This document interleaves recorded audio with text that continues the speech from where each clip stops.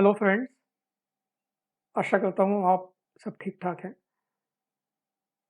पिछले वीडियो में हमने फाइनेंस रिलेटेड सीरीज़ पे चर्चा चालू की थी जिसमें किस तरह से फाइनेंशियल इंडिपेंडेंस ली जाए उसके 4 स्टेप्स पे चर्चा की थी। तो पहला स्टेप उसमें इमरजेंसी फंड बनाने का है और आज हम इस विषय पे ज़्यादा विस्तार में चर्चा करेंगे।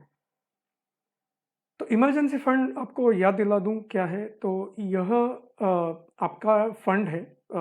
आपके पास कैश सेविंग में जो पैसा है, तो वो इतना है कि उससे आपका 2 या 3 महीने का खर्चा आसानी से निकल जाए।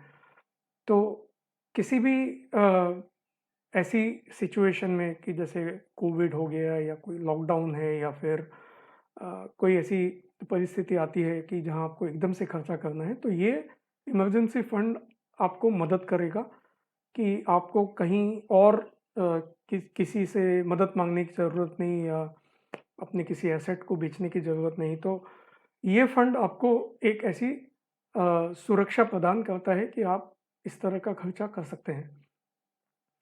ये खर्चा मतलब जो जितनी भी आम फैमिलीज़ हैं, तो आप 50,000 से 1 लाख रुपए तक आप सोच सकते हैं कि ये आपका इमरजेंसी फंड है।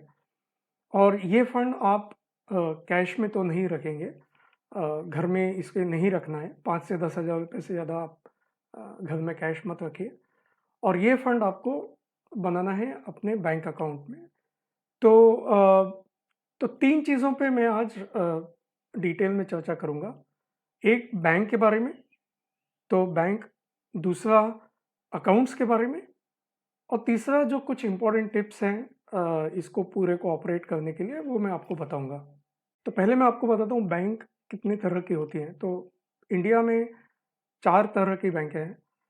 एक जिसे हम नेशनलाइज़्ड बैंक या सरकारी बैंक बोल सकते हैं, जैसे state bank of India, Punjab national bank इत्यादि। दूसरी तरह की जो बैंकें होती हैं वो प्राइवेट बैंक्स हैं, जैसे ICICI, HDFC, axis bank, IDBI, Kotak. तो ये प्राइवेट बैंकें हैं, ये भी काफ़ी सेफ बैंकें हैं, बड़ी बैंकें हैं। तीसरी जो तरह है वो कोऑपरेटिव बैंक या शेड्यूल्ड बैंक बोलते हैं और जैसे कुछ नाम फेमस हैं, सारस्वत या कॉस्मोस या इस तरह की बहुत सारी बैंकें हैं। और इनमें एक बात ध्यान देने की है कि ये कुछ स्टेट्स में ही ऑपरेट करती हैं या ये कुछ सिटीज़ में ज़्यादातर रहती हैं। तो ये एक आपको लोकल फ़ील देती है, मतलब आपके घर के आसपास रहती हैं। तो आपको ये थोड़ा ध्यान रखना होगा कि ये कितनी बड़ी बैंक है और ये कहाँ-कहाँ है इसकी ब्रांचेस, तो ये थोड़ा-सा इसमें देखना पड़ता है। और चौथी जो है वो कुछ सोसाइटीज़ होती हैं, जैसे एक लोकल किसी व्यक्ति या किसी संस्था की अपनी एक सोसाइटी होती है, वो सोसाइटी अपने खुद के अकाउंट मेंटेन करती हैं। तो ये भी कुछ ऐसे खाते होते हैं या अकाउंट्स होते हैं जो काफ़ी लोगों के देखे गए हैं। तो ये 4 टाइप की बैंकें हैं। आपको सबसे पहले 2 बैंक सेलेक्ट करनी है, ऐसी जो बड़ी बैंकें हैं, जो आपके घर के पास हैं और जिसमें कुछ फैसिलिटी हों, जैसे कि ऑनलाइन बैंकिंग, या मोबाइल ऐप के द्वारा बैंकिंग, या ये क्रेडिट कार्ड, डेबिट कार्ड देती हैं। इसके अलावा क्या इनके 24 घंटा कस्टमर केयर अवेलेबल है? तो इस तरह से कुछ चीज़ें आप चेक करें। यदि आप सरकारी बैंक को सिलेक्ट करते हैं, यदि आपके घर के पास में है या किसी बड़ी प्राइवेट बैंक है जैसे एचडीएफसी, आईसीआईसीआई या कुछ नाम जो मैंने लिए, तो ये आप सिलेक्ट इन्हें कर सकते हैं, इन्हें आप इनका चयन कर सकते हैं। यदि आप कोऑपरेटिव पे जाते हैं तो एक बार देख लीजिए बैंक, कोऑपरेटिव बैंक कैसी है, बड़ी है कि नहीं। यदि आप सोसाइटी के बारे में यदि सोच रहे हैं, तो आप मेरे टिप्स तक इंतज़ार कीजिए, अपन इस बारे में भी चर्चा करेंगे जो तीसरा मुद्दा है। फ़िलहाल मैं ये 3 टाइप की बैंकों के बारे में आपको बोल रहा हूँ, इसमें से कोई भी आप 2 बैंक अ, चूज़ कर सकते हैं, सिलेक्ट कर सकते हैं। और जैसा कि मैंने कहा, ये बैंक आपके घर के पास होनी चाहिए और ये बैंक आपको अलग-अलग तरह की फैसिलिटी इनकी अवेलेबल होनी चाहिए। तो हम अब दूसरे मुद्दे पे आते हैं, जो कि अकाउंट्स के बारे में, कि आपको बैंक अकाउंट कैसे बनाने हैं और कैसे रखने हैं। तो 2 बैंक जो मैंने आपको चूज़ करने को बोले हैं, उन 2 बैंकों में जो एक बड़ी नेशनल या सरकारी बैंक है या एक बड़ी प्राइवेट बैंक, इसमें आप एक पहला अकाउंट बनाएँगे या पहला अकाउंट रखेंगे, जो आपका मेन इनकम अकाउंट है या आपका मेन सैलरी अकाउंट है। ये अकाउंट ऐसा है जिसमें आपका पैसा आता है।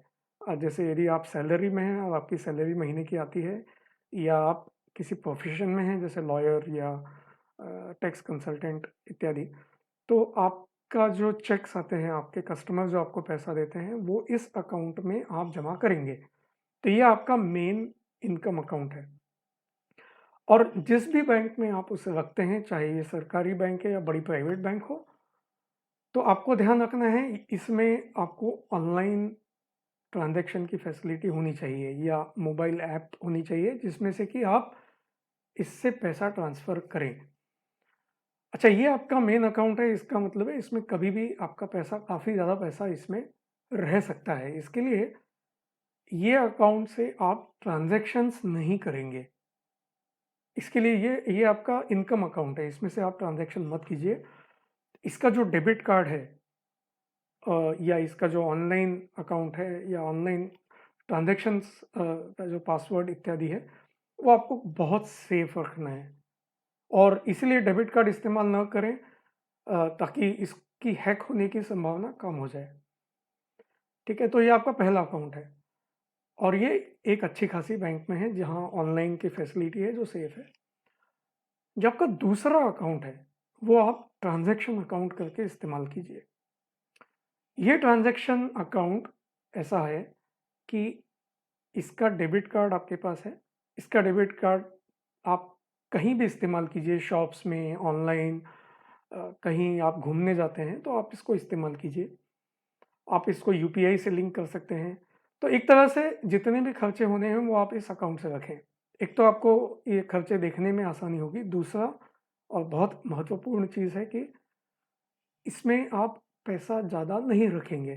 तो आपको यदि पता है कि मेरा इसमें इतना ही खर्चा है अगले 7 दिन का, और आप उतना ही पैसा इसमें ट्रांसफ़र कीजिए अपने मेन अकाउंट में से, ताकि उतना ही पैसा रहे, उतना ही पैसा खर्च हो, ताकि आपके रिस्क मिनिमम है। तो ज़्यादा से ज़्यादा 10-15 हज़ार, इससे ज़्यादा आप इसमें पैसा नहीं रखेंगे, ठीक है?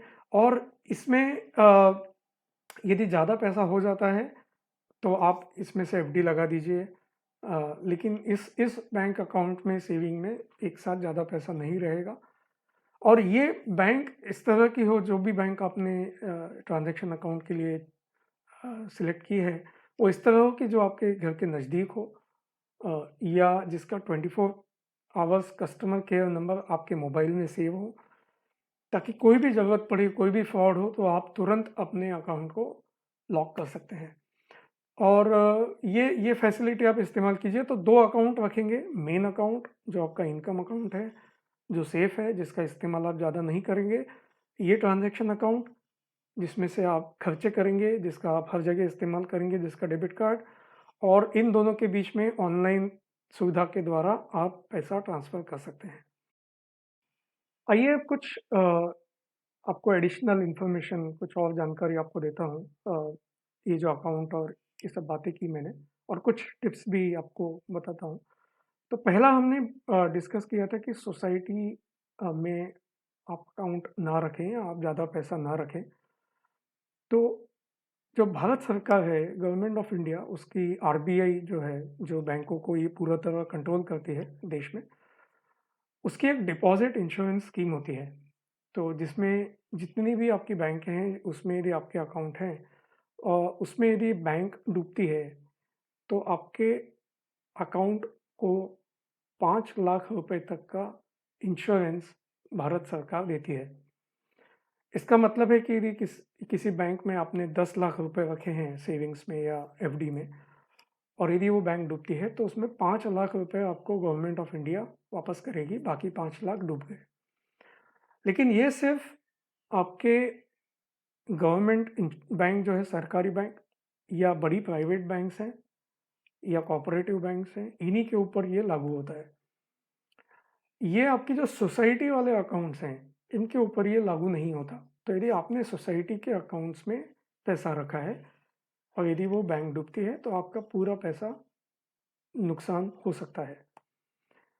तो इसीलिए जो मैंने आपको 4 टाइप की बैंक बताई, उसमें से 3 टाइप की बैंकों में पैसा रखें और उसी में अकाउंट रखें तो वो ज़्यादा बेहतर है।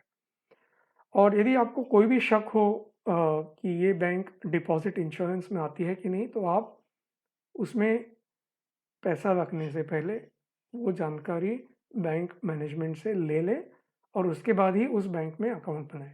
तो ये सबसे बहुत ज़रूरी चीज़ है, क्योंकि आपको पैसा सेफ रखना है यहाँ पे। ऐसी जगह नहीं, ऐसी बैंक में नहीं रखना जो डूब सकती है, या उसमें डूबने से आपके पैसे का पूरा नुकसान हो सकता है। दूसरी चीज़ जो पहले वाले पॉइंट से ही रिलेटेड है कि एक बैंक में आप एक साथ बहुत सारा पैसा ना रखें। 5 लाख रुपए तक एक अकाउंट पे आपको गवर्नमेंट ऑफ इंडिया से इंश्योरेंस है, चाहे वो एफडी हो या सेविंग हो, बेसिकली आपका मिला के आपको 5 लाख रुपए तक का इंश्योरेंस है। तो इसमें अ,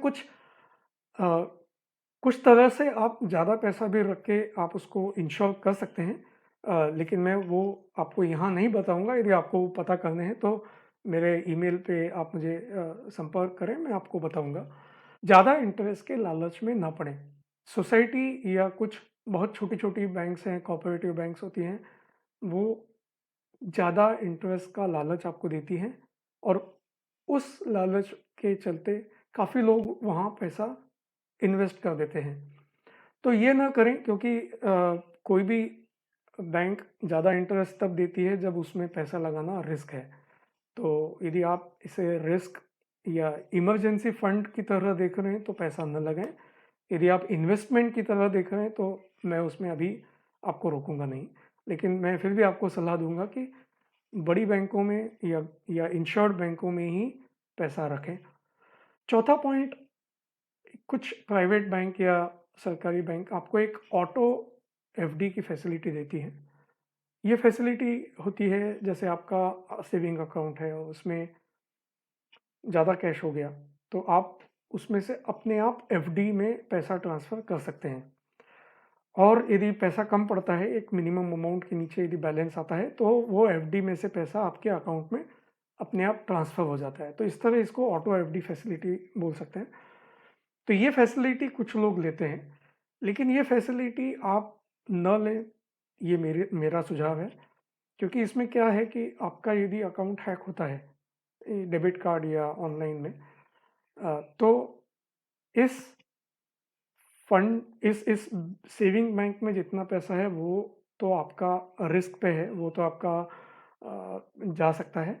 लेकिन इससे लिंक जितनी भी एफडी हैं, क्योंकि वो एफडी में से अपने आप पैसा इस अकाउंट में आता रहता है, तो और वो तुरंत होता है, मतलब ऐसा नहीं कि उसमें 1-2 दिन का टाइम लगेगा, वो तुरंत पैसा आ जाता है।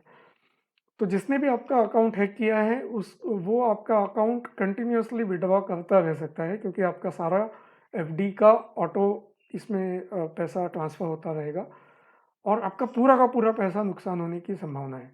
तो ये ऑटो एफडी की फैसिलिटी आप न रखें, यदि रखते हैं तो सिर्फ एक तरह रखें, ऑटोमेटिकली वो एफडी से पैसा आपके अकाउंट में ना आए, ये ध्यान रखें। इसके अलावा 2 और चीज़ें जो मैं आपको बताऊँगा, जैसे password, pin, CVV number debit card का, ये आपको किस तरह सेफ रखना है, ये मैं पिछले वीडियोज़ में आपको बता चुका हूँ। आप मेरे चैनल में जाके देख सकते हैं। जो अंतिम पॉइंट है मेरा, वो ये है कि किसी भी बैंक अकाउंट में कभी भी बहुत ज़्यादा पैसा ना रखें। यदि आपको लगता है कि ज़्यादा पैसा है, उसकी ज़रूरत नहीं है, आपको इमीडिएटली पेमेंट्स नहीं करने हैं, आप उसमें से एफडी बना के रखें। थोड़ा आपको इसमें एफर्ट डालना पड़ता है, थोड़ा मेहनत डालनी पड़ती है। यदि आपके पास ऑनलाइन सुविधा नहीं है तो आपको बैंक में जाके एफडी बनानी है, या ऑनलाइन सुविधा है तो तुरंत आप मोबाइल ऐप में या ऑनलाइन इसको एफडी ओपन कर सकते हैं। लेकिन ये कीजिए, क्योंकि कोई भी सेविंग अकाउंट यदि हैक होता है किसी भी वजह से, तो आपका रिस्क आपको मिनिमाइज़ करना है। तो आज के वीडियो में हमने इमरजेंसी फंड और बैंक्स अकाउंट्स, इनके बारे में चर्चा की। आने वाली वीडियो में मैं आपको इंश्योरेंस के बारे में विस्तार से बताऊँगा। मेरा वीडियो पसंद आया हो तो लाइक कीजिए और चैनल को सब्सक्राइब कीजिए और अपने मित्रों के साथ शेयर ज़रूर कीजिए। धन्यवाद।